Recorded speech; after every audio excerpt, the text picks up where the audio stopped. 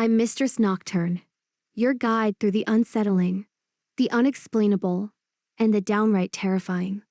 In each episode, I'll unleash a single story designed to chill you to the core, sometimes terrifyingly true, sometimes born from the darkest corners of imagination. But here's the twist. It's up to you to decide which is truth and which is terror. Think you can tell the difference?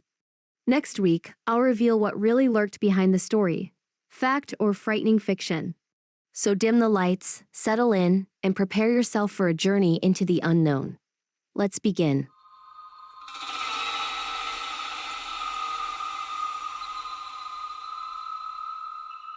Brian Bethel was a journalist in Abilene, Texas, a small town where the most exciting thing usually involved the latest local scandal or a quirky interview.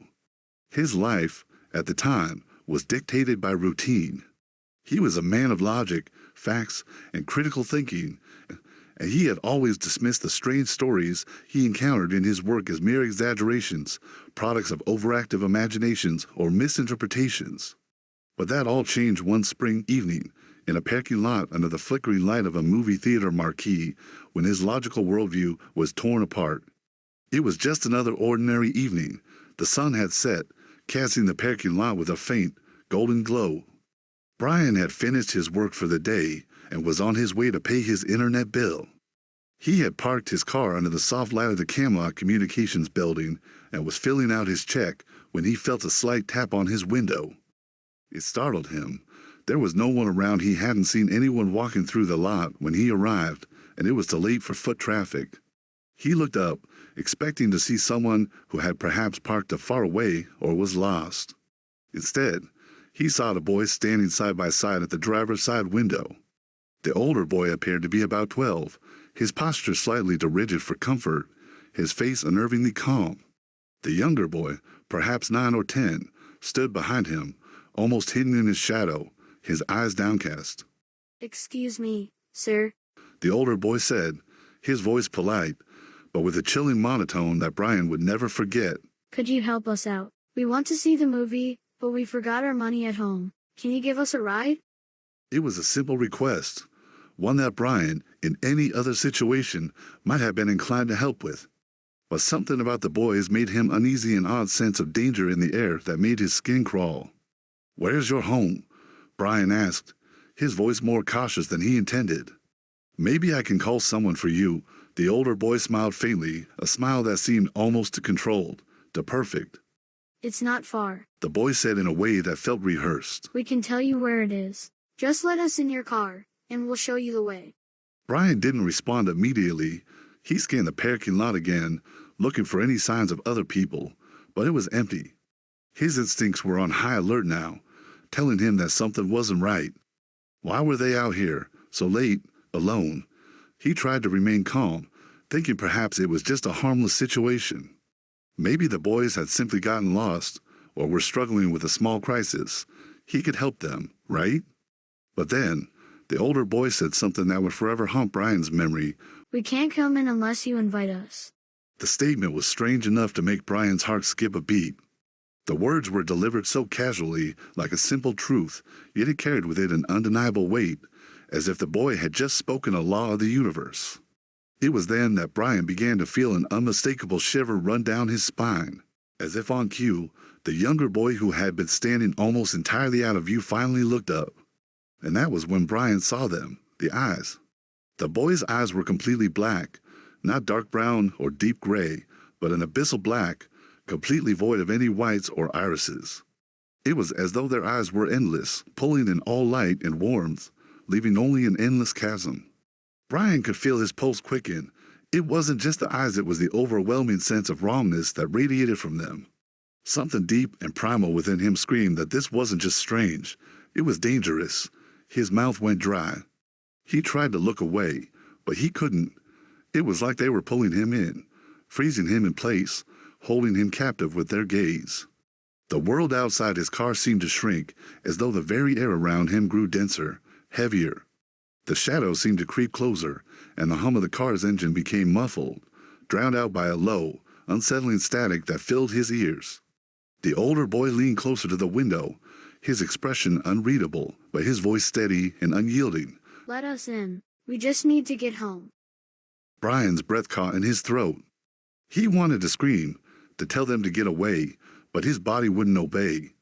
He tried to roll up the window, but his fingers felt numb, slipping off the button, his mind struggling to understand what was happening.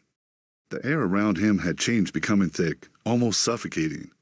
Every instinct in his body screamed for him to flee, to drive away immediately, but the black-eyed boys stood frozen, as if they were waiting for something. And then, as if sensing his hesitation, the older boy repeated the chilling words, We can't come in unless you invite us. Brian's mind raced, trying to rationalize the situation. There was no way these were just regular kids. They weren't normal. The request to enter his car, the peculiar words about an invitation, the coldness of their presence, it was all too wrong. He had heard strange stories in his line of work, but none had ever felt this real, this terrifying. Finally, the instinct to escape overtook him. His hands shook violently as he fumbled for the ignition. The engine roared to life, and for a brief moment, Brian felt a rush of relief.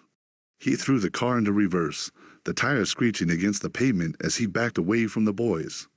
He didn't look back. He didn't dare look back. As he sped down the road, his heart was pounding in his chest, and he could feel the sweat beading on his forehead.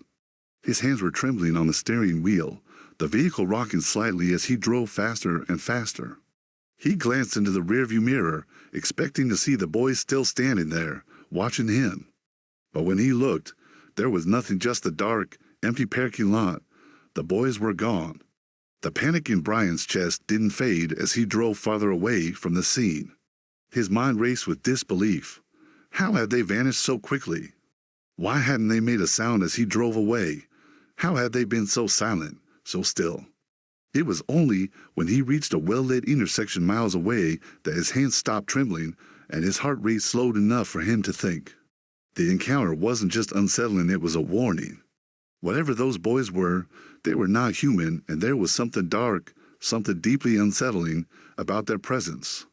Brian's pulse didn't settle until he had driven several miles away, far from the place where the encounter had happened. His mind raced with questions. What had just happened? Who were those children? And why had they said those words? We can't come in unless you invite us. The encounter gnawed at him, and as the days passed, Brian began to look for answers. His first step was to research black-eyed children. What he discovered shocked him. There were stories from across the United States and eerie consistency to the accounts. Always at night, always with the same request, always the same chilling black eyes. People had been reporting these encounters for years, some even claiming that the children's appearances seemed to come from out of nowhere, as if they had materialized out of thin air.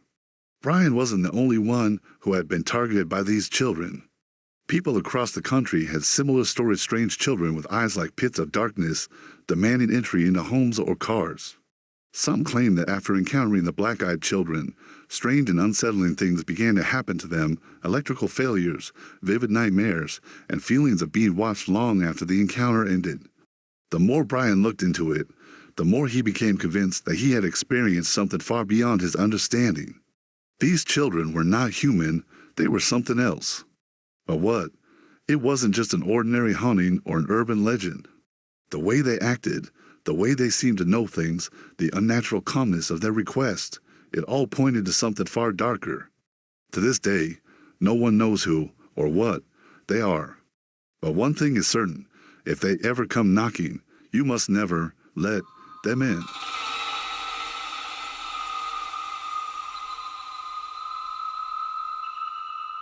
So, what do you think? Was Brian Bethel's chilling encounter with the black-eyed children a true event, a documented experience retold countless times online with disturbing consistency? Or was it nothing more than a well-crafted urban legend? A tale designed to play on our deepest fears of the unknown? Truth? Or terror? Let me know what you believe in the comments below. Was it fact or frightening fiction? I'll reveal the truth in a special follow-up episode next week. Until then, keep your doors locked, and whatever you do, don't invite them in.